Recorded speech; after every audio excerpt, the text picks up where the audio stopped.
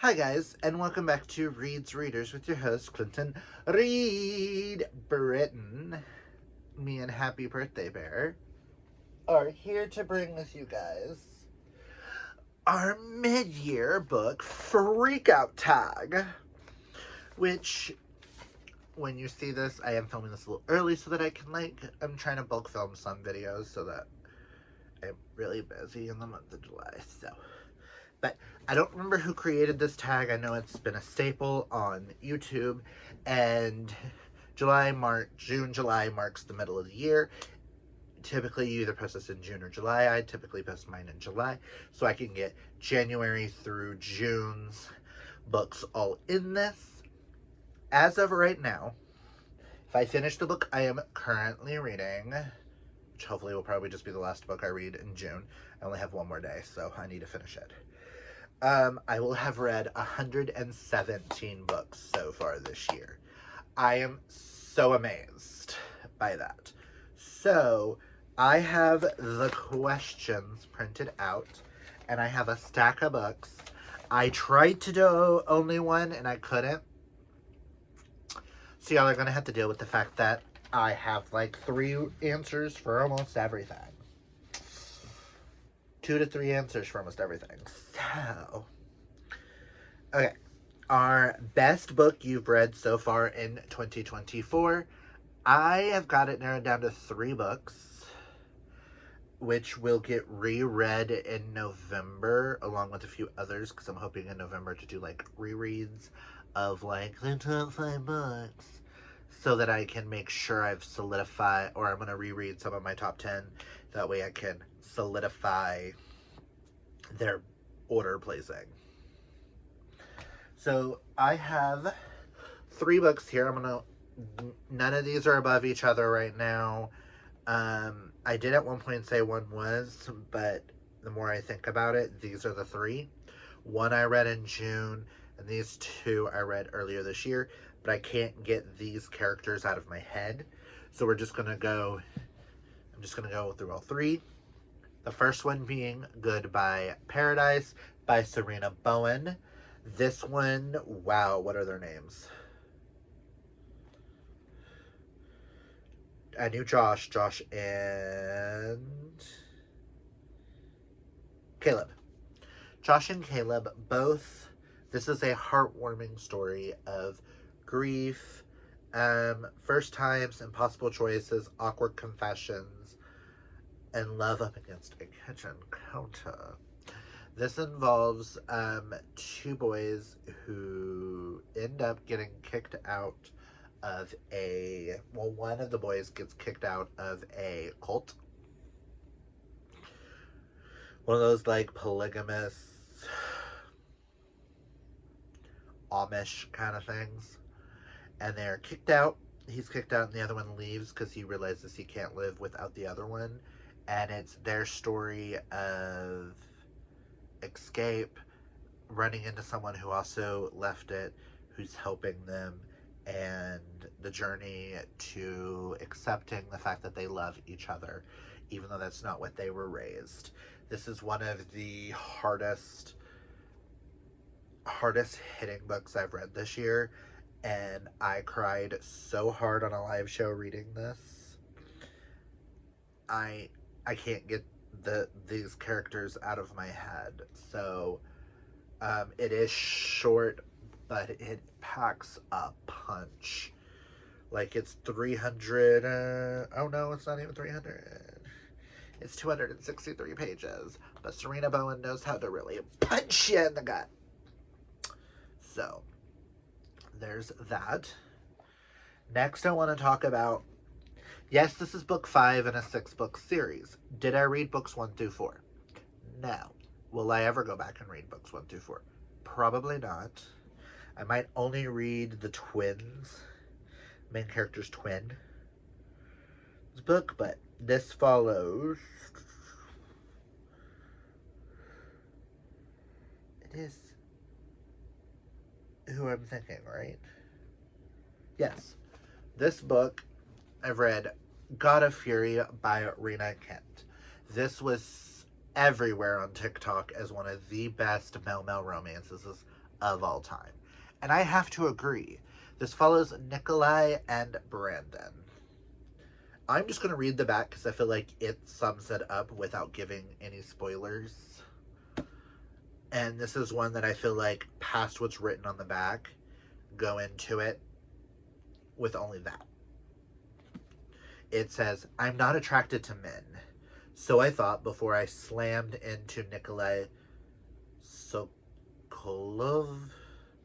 Never pronounce that, but Nikolai. A mafia heir, a notorious bastard, and a violent monster. An ill-fated meeting puts me in his path. And just like that, he has his sights set on me.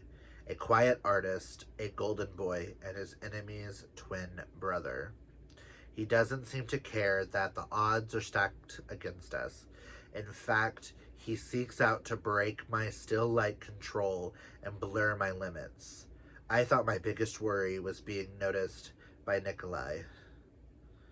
I'm learning the hard way that being wanted by this beautiful nightmare is much worse.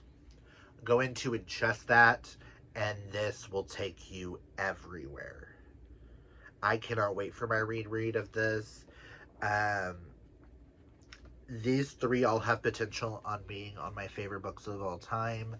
This one specifically, which is why I kind of want to say this one's my favorite of the year, but the other two are just so strong that I can't until I do the rereads of them. But this is just so... Ugh. And the last of the best books is one that I read in June, which I wasn't planning on reading, but I picked it up on Kindle and finished and was sucked in immediately. This is For the Love of Cain by Ames Mills. This is a Mel dark romance series. This... Again, I want to read the back so that you guys get like a gist of it, and I feel like that's all you need to know going into it. I've learned with dark romances, just the little bit that they give us is all you really need to know, and go in having fun. I thought I had everything figured out until I met Jackson. I'm dominant by nature, but Jackson brings that all out in full force. What started as a one-night stand after his confession that he's never been with a man quickly turns into a whirlwind. Now I want nothing more than to put my collar around his neck and ensure he's mine. Add in my best friend Blaze and his boyfriend Elijah, and we're in for one hell of a ride. Blaze and I soon realized that someone has betrayed us when the cops started breathing down our necks. All of this makes it hard to navigate what the four of us have started. But there's just one thing that I'm sure of. They'll never take what's mine. Mafia, Russian mafia. One of the boys is a little cray-cray. I did not see some of these twists and turns coming. This has potential of being in my top 10 favorite books of all time as well. That's why it's like I'm leaning to one of these. But I want to sit more on this one before I solidify that. But these are just so... Listen. These boys, if you want some steamy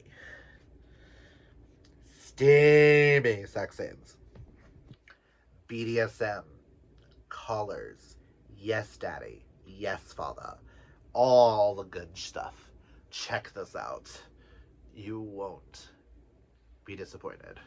But yes, those are the three that right now have potential to be my favorite spot of the year, followed by second and third. I do believe by the end of this year, these three will be my top three.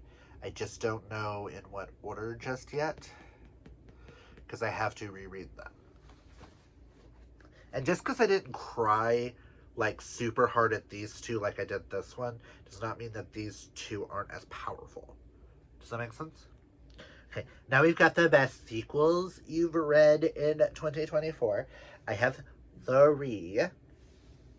One's actually a conclusion, but I'm putting it in this because I can't get it out of my head either.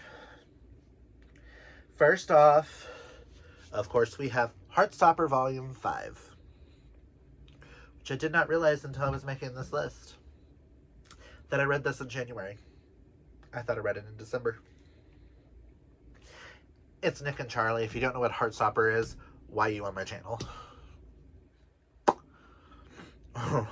You know what I mean. I talk about Heartstopper, Green Creek, Red, White, and Royal Blue, like, all the time. This is just, Nick is going off to university next year, and they are working on the dynamic of thinking about that. Stretch out my legs. Ow. Okay. But I'm just so... It's Heartstopper. I need Volume 6. Originally, we were told Volume 5 was going to be the end, but we're so happy we're getting one more volume. And I would just love her to put out a volume every year for the rest of my life, and I would love them. This is so cute.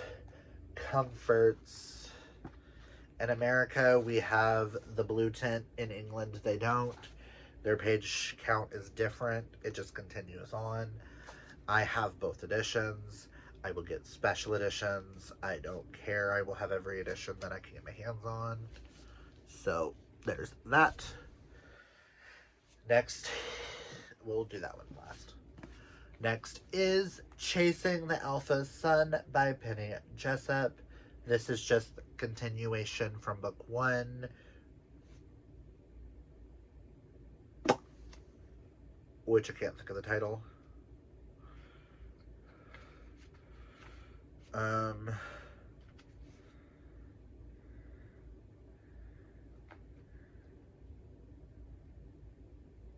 The Alpha Sun in book 1. This is just a YA gay werewolves, and that's all you really need to know going into the series. But I just love Jasper and Max so much that I have a special place in my heart. I also thought I read this last year, but I think this one actually came out this year. No, it came out last year at the end of the year, and I'm pretty sure I read this in January or February, and I still think about it. And last but not least, for the sequels of the year, the girlies got me hooked on this series. I gave book 1 in this series a 4-star, but every book afterwards got a 5. I had to include Bad Blood by Jennifer Lynn Barnes. YA Criminal Minds, but more. Enough said, that's all you need to go. Read the Natural series. Oh my god, this book is so good. It is one of the best conclusions to a series I have read in a very long time. And I read it in June. So, oh my god. Oh my god. It's just so good. Oh. Check it out. Next is new releases you haven't read yet but want to. I have 3 that I own. I know they all came out this year. I do believe this one came out in February or March. But we will start with this one. First, I have The Boyfriend Subscription by Stephen Salvatore. Sterling is a huge Stephen Salvatore fan, and he absolutely loved this. All I know is this is Pretty Woman, but make it LGBTQI+. That's all I need to know. That's all I want to know. This next one, I'm really upset that I haven't gotten to it, because I own the ebook, and I own this physically, but it is Sunshine Court by Nora Safekic. We all know how much I love the Foxhole Court series. This one just follows Jean, and I think we're in a completely different XC team.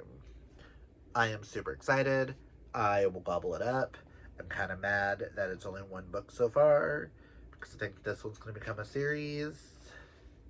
The All for the Game series, sorry. I think we're going to get 2 more after this, maybe. That would be awesome. All I know is with the All for the Game series, had one of the greatest slow burn romances I've ever read. As in, we didn't get a kiss until the 3rd book, and all we got was one kiss. And it was I hate you, I will kill you, kiss me now, I love you, I hate you, I kill you, I love you, I kill you, I love you kind of kiss. And that's what I'm hoping this gives. Because I just want all the breadcrumbs. And last but not least, this one came out in June. I do believe at the beginning of the month. Or the second half, I don't remember. But that is We Could Be Heroes by Philip Ellis. All I know is this involves drag queens and superheroes. It's an ode to queer joy and a romance that might just save the world. As you can tell, I need more male romance in my life. So yeah, let me have that. And move that stack so that I can. Oh my god. Yes. Okay. So next is my most anticipated releases for the second half of the year. And I'm only going to mention 2. There are lots that I'm getting. But I wanted to mention these 2. The sequel to Say You Swear by Megan Brandy, which is Promise Me Not, which comes out in October. And I cannot wait. I will be rereading Say You Swear. You guys know how much I love Say You Swear. It is in my top. I do believe it's Red, White, and Royal Blue, Song of Achilles, then Say You Swear. Or Say You Swear number 4. I'm really going to have to do a favorites list. And then see each year if that changes. But yes, this is in my top 5 favorite books of all time. It is my favorite non-male romance of all time. I cannot wait for Promise Me Not, because we got a glimpse of the couple in this one, and I cannot wait. And then Pucking Sweet, the 3rd book in the Pucking Around series. Well, the official 3rd book, because there's a novella and then 2 novella collections in between books, but I cannot wait for Pucking Sweet.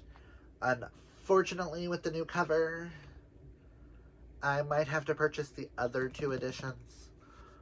The other edition of Pucking Around and the other edition of Pucking Wild, so that they'll match. But if you don't know what this is my favorite ongoing. Well, this one could be read as a standalone. So, my favorite ongoing series of the moment. Hockey romance. So good. Yes, they're all chunkers, but they're all worth it.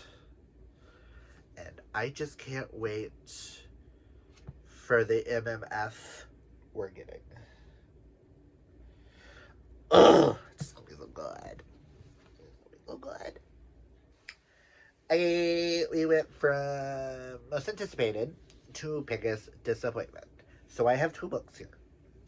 One was a disappointment because it was one of my most anticipated reads of the year.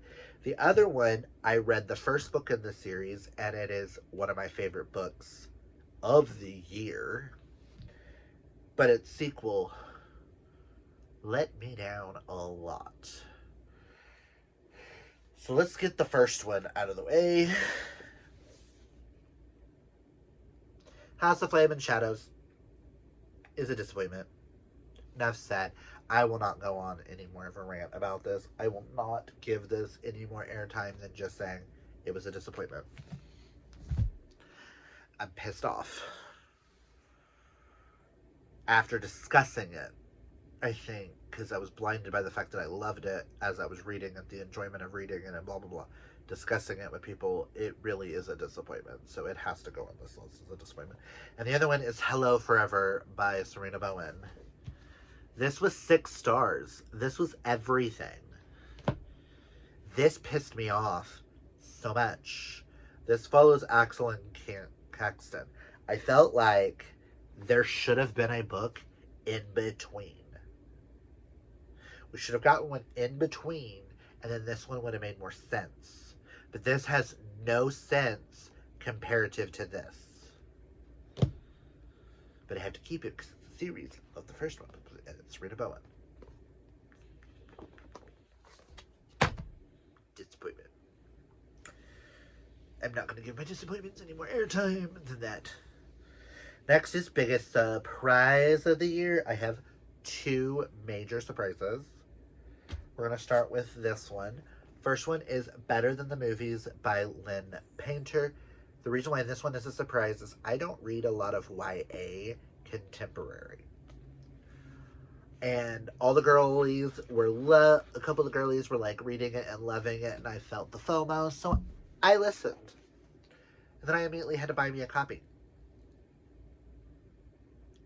Because this is in my top 5 right now. It will be in my top 10 of the year, I know that much.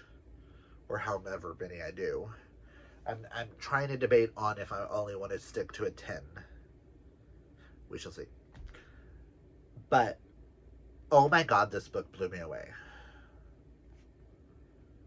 This follows Liz Boxbaum, who ends up fake dating her arch rival to get a guy to like her, and things ensue from there. This gave, I would like this in an adult romance, like maybe a spicy scene or 2, but like set in like college or something, to age up the characters, and it would be my perfect book. Not saying this is an amazing book, it's just if you add that, then that's my perfect adult romance that I've been looking for. This was amazing. I absolutely love it. I want to read a lot of Lynn Painter now.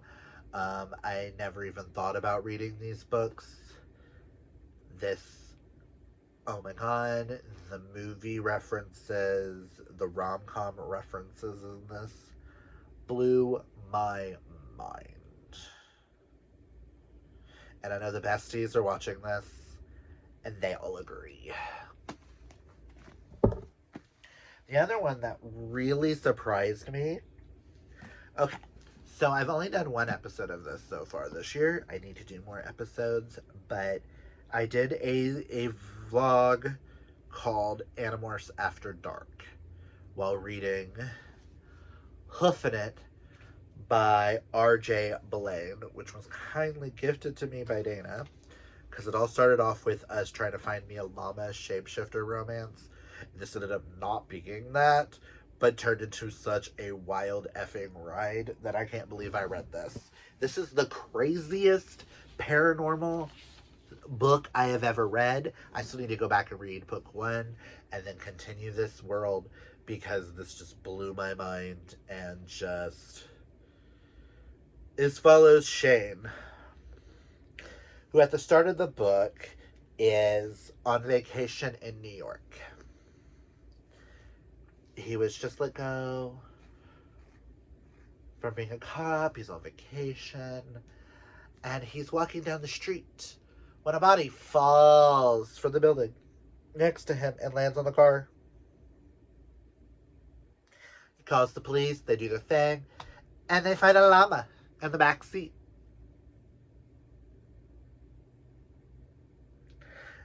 And they were just going to put down the llama because the llama looked like it was a normal llama. By the way, Shane is the son of a werewolf and a witch.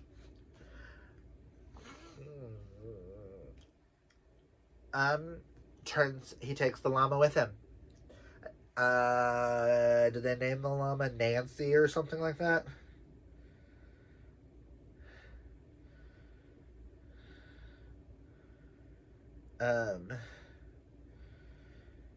They named the llama something like really easy. Sally. Sally the llama.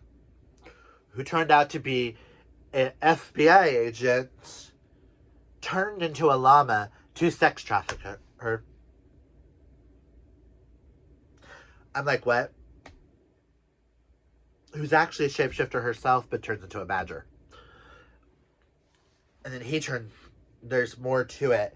There's a vampire in here who gets turned on when you shoot him full of holes with a gun. If you blow off his limbs and bust his kneecaps, he thanks you. There are Babylonian-like creatures who are these squid-like creature mermaid things that can heal and do weird things with the horse. Rides these Chinese dragon-like stags. There are other types of shapeshifters. There are rat centaurs. There are angels. There is a lot. Every mythology animal you can think of is like, bam, in here. Along with all the paranormal creatures. And it's a wild ride. I need to continue.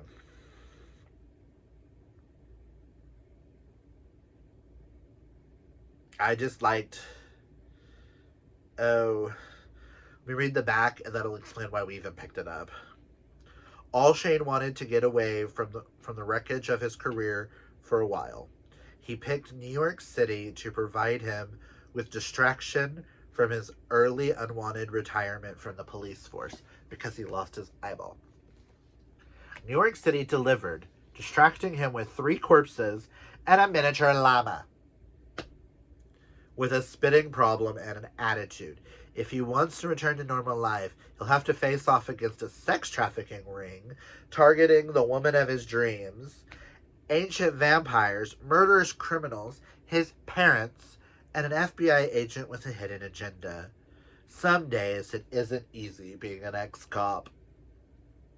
If you want something that's just fucked up, check this out. It may not be the greatest thing ever written. I gave it a 5 out of 5 stars. I loved it. I was just there for the ride. That is a book you just have to be there for the ride. Okay, so next is favorite new author. I have 3 here. First being Frida McFadden. I want to read everything she's ever wrote. Well, minus like 3, because I don't really do pregnancy tropes. And then there's like a suicide one that I don't know if I can really deal with, but I love her and I want to read a lot more from her. She writes mystery thriller, I think. And the next 2 are queer authors.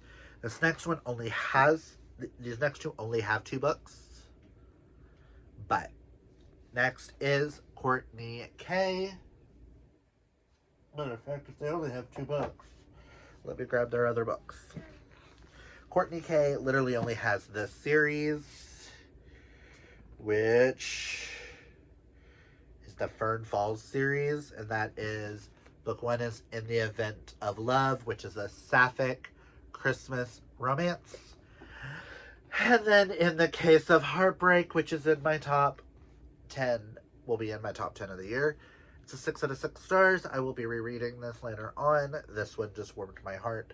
I read book 2 before I read book 1. Because when I purchased book 2, I did not know it was a series. Because I didn't read the things.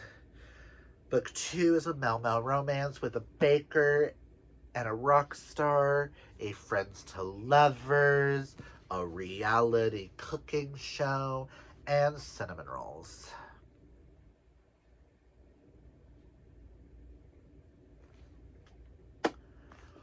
All the small town queer vibes you need. I need Courtney K to come out with another book. It'd be cool if she did another one in this world. If not, that's fine. Just Courtney, write your next book. Because this one came out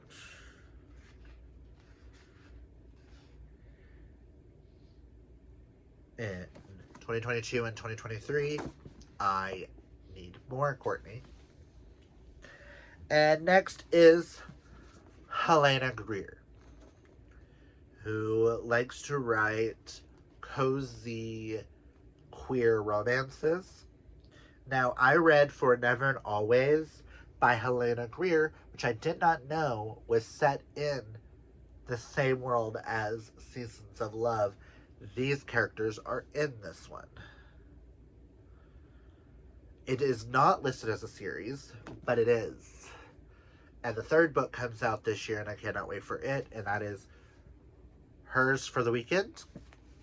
But starting with Seasons of Love. Seasons of Love is a sapphic Christmas romance with a lumberjack. Who am I? Christmas tree farm. Christmas themed hotel. Who am I? Also, the ones who run the Christmas tree farm, or the Christmas hotel, sorry, are Jewish. Make that make sense. But it's so cute. Noelle and Miriam. Miriam returns to Carrigan's after her great aunt Cass dies, and you find out that Miriam, Hannah, and Levi are all left in charge of said hotel, and the stories ensue from there. Super cute. Best, one of the best sapphic romances I've ever read. Also, this one's amazing. If you want a demisexual character, I highly recommend. I want to say he's also ace. I think that's a discussion, if I remember correctly. But this just continues on from this. This is a second chance marriage romance. With the end and them revamping it for all year long. But yes. These two authors have stole my heart. And so has Frida. Newest fictional crush. I'm just going to go over this one because I'm not going to justify.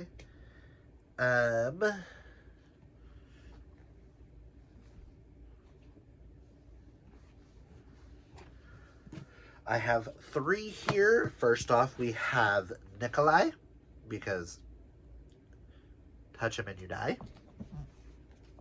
Jackson, well, all the boys, because you touch him, you die. And Adam, because he does everything he can for Ben. Just, oh my god. Next is newest favorite character. And those I've got to give to Light Yagami from Death Note and Everett Larkin from Madison Square Murders. I cannot wait to continue this series. I finished this one, continue this one. He is a detective for cold cases, and he's kind of like Temperance Brennan, like from Bones. So yes.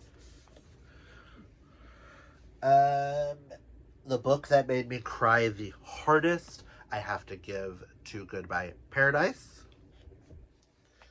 The book that made me happy the hardest, I have to give, where is it? In the Case of Heartbreak.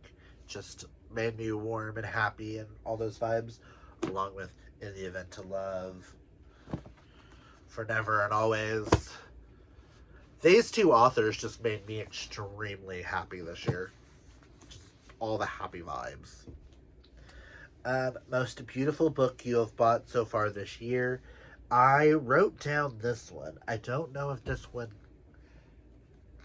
This is the most beautifully written book I've read this year, and I have to give that to God of Fury. Just because how they interacted, how the characters, and it's just the way it's written. And then I love... Those are Brandon's headers. And then Nikolai's headers. But I also have to give it to For In the Love of Cain. Each of the boys have their own headers. This is Cain's.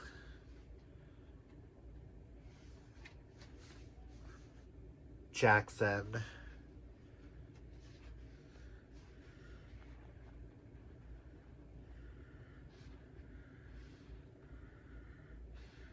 I mean, look at Jackson's. I need to find Blaze and Eli. Hold on. Elijah's.